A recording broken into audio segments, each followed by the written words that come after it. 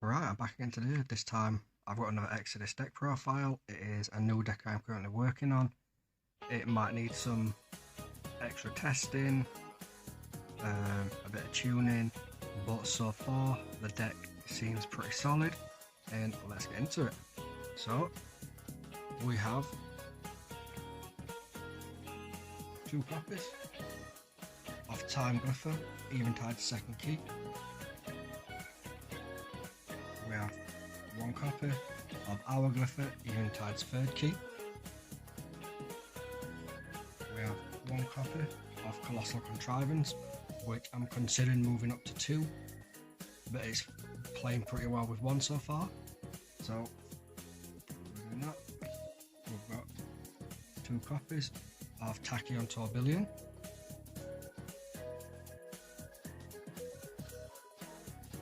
We've got 2 copies of Steamforged Navigator. We've got 1 copy of Visceral Valve Engine. We've got 1 copy of Atlas Ablaze. We have 1 copy of Starborn Outbreak. We have 2 copies of Breaking Helver.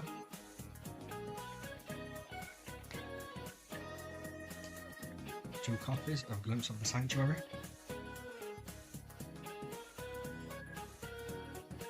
2 copies of Chains.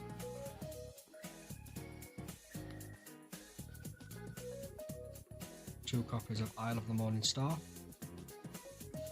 And lastly, 2 copies of Vortex. It's a 21 card deck, and I will now run through why we run the cards we run and what the aim of the deck is. So we run our Time Glypher because we can summon it anytime we want during anybody's turn, and during our turn while it's on the field we can play our phases out of order, so we can enter end phase before draw phase and etc. And we run the 1 Hour Glypher because if you've got 3 different rarities among your creatures in play, you can send this creature from your hand or field to the grave to skip the next phase of a turn. So you could potentially skip your opponent's energy phase and just prevent them from playing any energy that turn. But the main reason these 3 cards are in the deck are to pair with our Tachyon Tourbillon, which reads, when this creature is rebuilt, send 1 energy in play to the owner's hand and draw 1 energy. If any phase was skipped or done out of order this turn, activate this ability from a viewable zone and target 1 of your machines in play and rebuild it, even if it was rebuilt. So it's a forced rebuild, but the card doesn't have a once per turn. So if you can get the effect of any of these cards off, then you can rebuild this card indefinitely.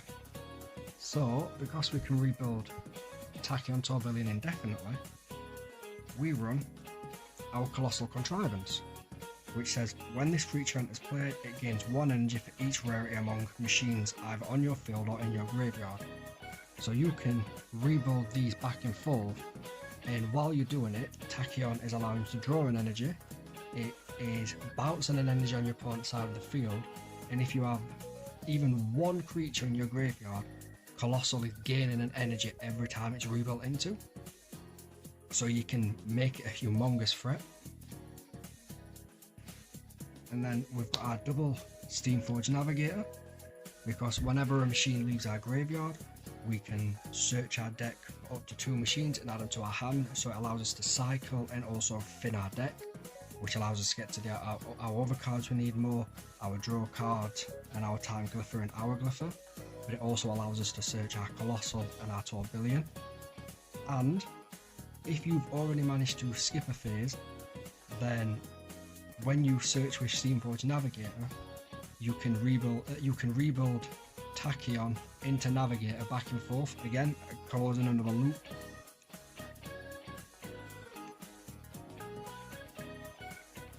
Then we've got One copy, we've got our one visceral. This is just because when it enters play, we can rebuild it, we can draw. It allows us to draw an extra card. It also allows us to trigger navigator if we've got a navigator on the field, which allows us to search again for our machine cards. And it's also a common, and because our Glypher requires 3 rarities, we wanted to cover at least all the rarities in the deck, and that's why Visceral's there. We've got one copy of Atlas Ablaze because it acts as an invoke, and because we've got the common and uncommons, we can potentially plus even more energy off it. But it's also just to put an energy on the board during our opponent's turn if we don't have a spare one, in case we manage to draw into our time Glypher during our opponent's turn. We can get it on the field just for a body if we need it. If we're trying to get the combo going and we just need an extra energy, it just gives it to us. So that's why we've got our Atlas Ablaze. We've then got our Starborn Outbreak. Each player performs an immediate deck recycle. Our key reason for this is it allows us to trigger our navigator, grab it on the field, and shuffle our entire grave back into our deck. That allows us to then trigger the navigator to search for 2 machines. I was thinking about running something like Dimensional Chasm, which just allows us to target one, but because we're running more of the higher rarities, it's not always necessarily going to be live. And our other reason is if we're playing, for example, a Cardsmith Archive deck, they want access to their graveyard all the time, so taking away that access, taking away the access to their graveyard means they can't use their Cardsmith's effect because they don't have a live graveyard. It takes away Hailfire's graveyard, meaning they can't Crossfire formula in Brimstone comboers. If you're in a mirror match, as long as they don't have Navigator out, it takes away their graveyard, which is also another resource. So it can actually hurt quite a few of the modern decks and the popular ones. So, but we're not always going to need it, so we only run it at 1. It can both help us and hinder our opponent, so it was a nice one-off card to add. Then we've got our Double Breaking Helver. It's just there for the draw, but it can also shut down an archive creature for a turn. So it's a bit self-explanatory. We've got our 2 copies of Glimpse. Every deck's got to run Glimpse. It gives us an energy and it gives us a draw. And the fact that it gives our opponent an energy doesn't even matter so much in this deck, simply because we're bouncing the energy straight back to our opponent's hand. Or that's the idea anyway. 2 copies of Chains. This card is there mainly just for that stall, for when we're not, just when you get those bad draws, which every deck's capable of. Even the most consistent deck can always struggle. So Chains is there to stall out that turn. 2 copies of Isle of the Morning Star. Again, it's just another cycle card. It allows us to draw for our deck and letting our opponent draw an energy.